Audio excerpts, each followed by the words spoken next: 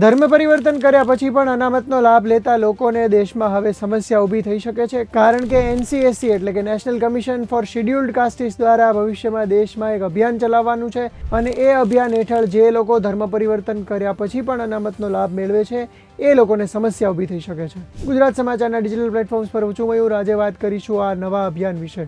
મિત્રો, દેશના બંધારણના આર્ટિકલ 341 પ્રમાણે એવી કોઈ પણ વ્યક્તિ કે જે હિન્દુ, શીખ અથવા બૌદ્ધ ધર્મની નથી એ શેડ્યુલ્ડ કાસ્ટીસ એટલે કે અનુસૂચિત જાતિમાં આવી શકતી નથી.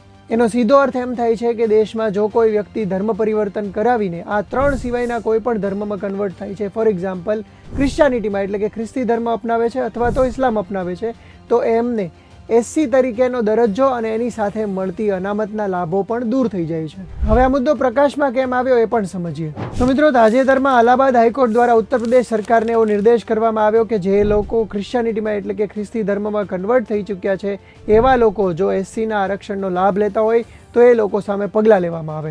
NCSCના ચેરમેનના કહેવા પ્રમાણે અલગ અલગ રાજ્યોમાંથી એવી ઘણી બધી ફરિયાદો સામે પણ આવી હતી. આટલું જ નહીં, આ સિવાય બીજી કેટલીક ફરિયાદો પણ સામે આવી હતી કે જેમાં બીજા ધર્મના લોકો માત્ર અનામતનો લાભ મેળવવા માટે કન્વર્ટ કરીને હિન્દુ થઈ જતા હતા. હવે ધર્મ પરિવર્તન કરતા કે અનામતનો લાભ મેળવતા આવા તમામ પ્રકારના લોકો સામે ભવિષ્યમાં પગલાં લેવાય એ પ્રકારની જોગવાઈઓ કરવામાં આવી રહી છે. 2024માં મદ્રાસ હાઈકોર્ટે એક મહિલા કે જે ક્રિશ્ચનમાંથી હિન્દુ થઈ હતી અને નોકરી મેળવવા માટે અનામતનો લાભ મેળવવા ઈચ્છતી હતી એની અરજી નકારી કાઢી હતી અને સુપ્રીમ કોર્ટે પણ આવું કરવાને એક પ્રકારની છેતરપિંડી ગણાવી હતી.